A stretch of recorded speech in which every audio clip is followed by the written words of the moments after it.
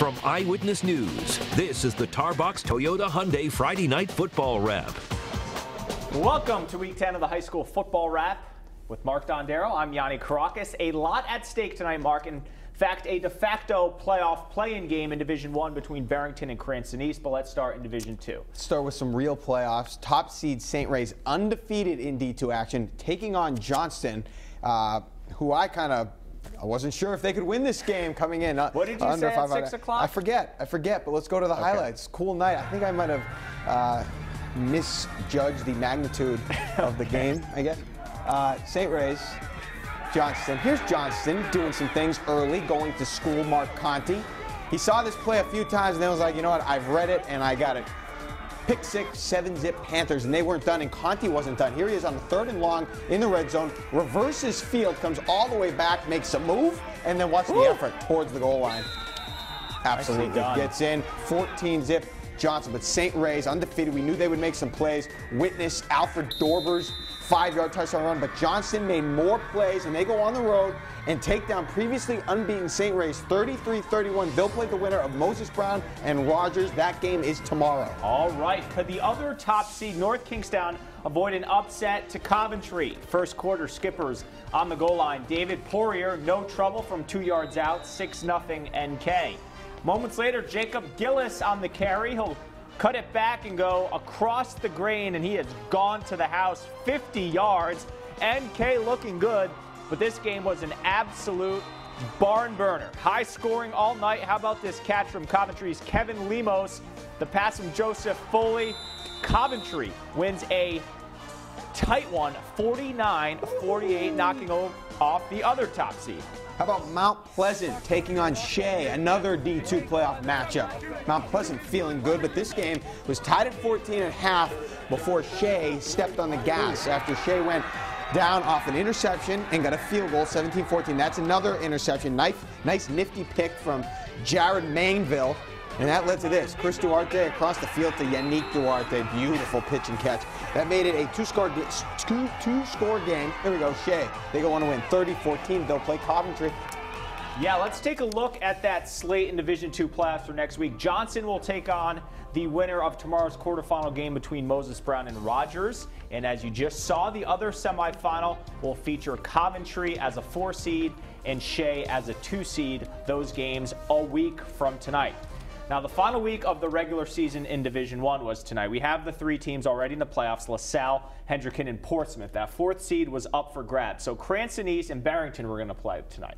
Should Barrington win, you write this down, Barrington wins, they get into the playoffs. Cranston East wins, they get in as long as Cumberland loses to LaSalle. So Cranston East has to win. So Cranston East needs to win. All right, so let's go to the highlights. Both teams rocking the RI National Guard jerseys tonight, Cranston East and Barrington. Bolts driving early on in this one. Justin Anderson, direct snap, running hard for big yardage and setting up the Bolts nicely. Later in the drive, Marquis Monroe, we see him every Friday night, plunges in from 5 yards out to put Cranston East up 7-0. Former hometown hero. That's right. Back comes Barrington. Jake DeMarco drops it off to Christos Meltsakos. He's got some... Stealing my opas? Yes. Down inside the 5-yard line, but the Eagles would get back up, lining up for what we think is a field goal. Here comes the fake. Wow. Cannot convert. Cranston East wins 13-7. They are headed to the playoffs as long as Cumberland loses to LaSalle. So Cumberland trying to hand LaSalle their first loss. LaSalle trying to deny Cumberland. That's Kyron Lopes. Big one from him. Here's LaSalle driving. They go with a swing pass to Lopes, and he takes the ball and some Cumberland defenders into the end zone with him. 7-zip ramps. And you know what? That play worked so well, LaSalle's like, let's go this way. All right. They go to this side. Lopes, a little shiftier this time. Speed, gets past some guys, gets back into the end zone. LaSalle, they get it done, 35-21. So Cranston East is your final playoff team. All right, all 4 teams set in D1. Hendricken, your presumed 2 seed in the playoffs, looking to rebound from the first loss of the year, visiting South Kingstown, but the Rebels strike first. Brendan Blessing hands off to Raphael Pyers. Refs give him the touchdown, 7-0 home team. Hendricken took a while to get going. They do it on the ground. John Topa hands it off to Ntondo, breaks through. Matthew Ntondo breaks through and picks up some big chunks of yards. That would set up this. Topa to UMass bound Lee Moses. He gets around the end and scores. Hawks win 29-22. They finished the regular season 7-1. They'll be the 2 seed in the D1 playoffs. Nice bounce back from that loss last week. East Greenwich and Pilgrim. I want to go to the third quarter here. Yianni, East Greenwich already up 24-12. Avengers on the Patriots 20.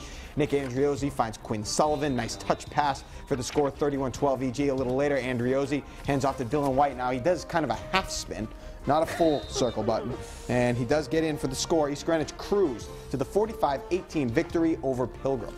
Senior night at North Smithfield. Northmen taking on rival Smithfield. Both teams trying to ensure playoff seeding. First half, Sentinels strike first. Nathaniel Prezioso on the QB keeper. 5 yards into the end zone. Smithfield would go up 9-0 after a field goal. Northmen inching back. Cody DeMare over the middle. Devon Duragon absorbs the hit. How about that, Mark? Off to the races.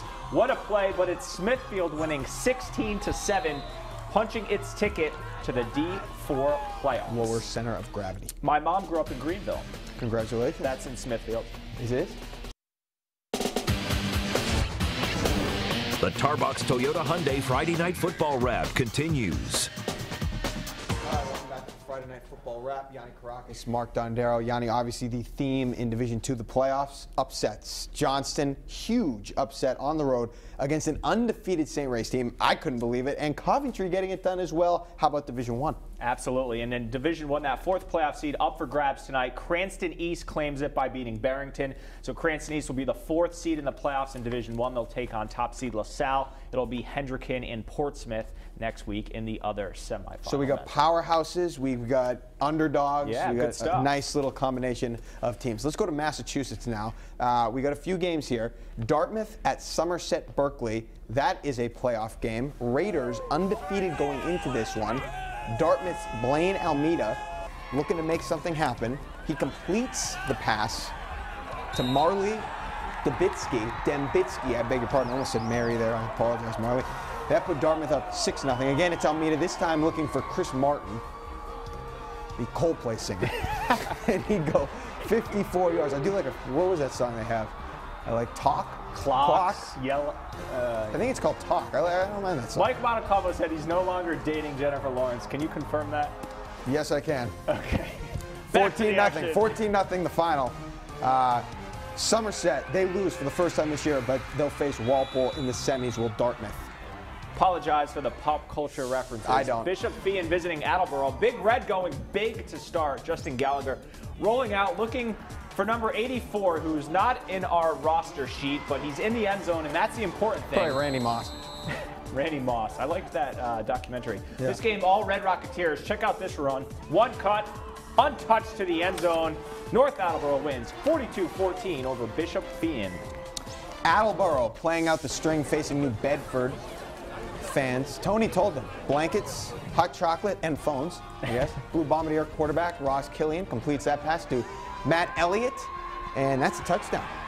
He's gone. Attleboro, however, still down 28-26, but Blue Bombardiers exploded late. That was part of it. Here's another part. Killian on a scramble, and he would do it himself for the TD. Attleboro storms back and beats New Bedford 46-28. How about Archbishop Williams?